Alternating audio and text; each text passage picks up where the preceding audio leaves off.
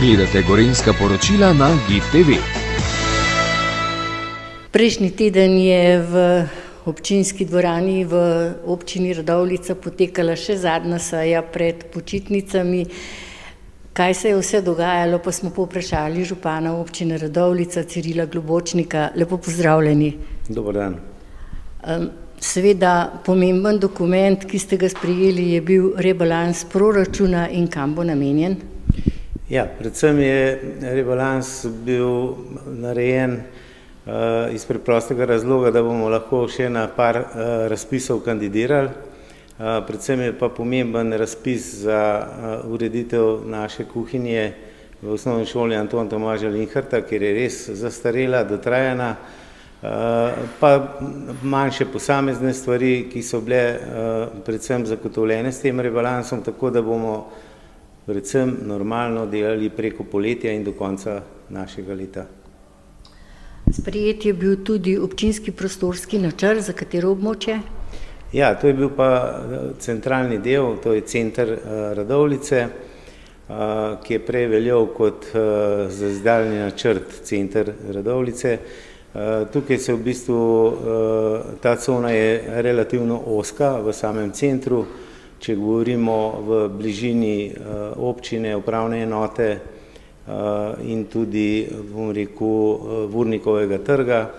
In pa zadnji konec tega centra je pri križišču, ki je edino semaforizirano v Radovljici, tako da je bil ta osnutek podprt in sem prepričan, da bo septembra tudi predlog podprt. Svetniki so prižgali tudi zeleno luč novemu pravilniku o vrtcih. Ja, tukaj lahko rečemo, da predvsem so pooblastili mene kot župana, da lahko ukrepam takrat, ko je potrebno, da se lahko tudi razširijo novi oddelki. Seveda moram pa o tem poročati občinskemu svetu, predvsem pa gre za operativen, bom rekel, dialog med vrtci in pa občino, tako da trenutno pa zagotavljamo tam okrog 780 mest v naših vrtcih. Pri komunali v Radovljici se je pokazala potreba za novo smetarsko vozilo in tudi temu vozilu so svetniki prižgali zeleno luč. Ja, predvsem je to pomembno, da je komunala v 100% lasti občine Radovljica in za tak znesek vedno mora povprašati svetnike oziroma na občinski svet in tudi tokrat je bilo tako, gre pa za vozilo, torej pralnik, kvaliteten pralnik, predvsem za odpadke, ki so,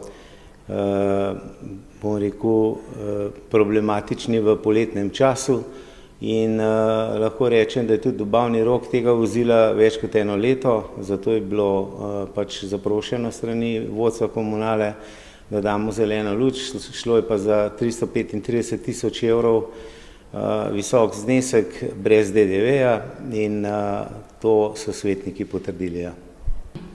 Tudi občina Radovljica je prišla na vrsto pri Rune. Ja, tukaj gre za telekomunikacije, predvsem pa nadgradnjo tistega, kar je že. Odločili so se, da začnejo v Vrbnjah in potem nadaljujejo v Lescah, predvsem pa v tem pogledu, da še tistim omogočimo torej boljše komunikacijske sisteme, kot so jih imeli do zdaj. Seveda priklapljali se bodo pa na različne operaterje, kajti pogodba je, bom rekel, z njimi tudi zagotovljena. Hvala za vaše odgovore in se vidiva v jeseni. Hvala tudi vam.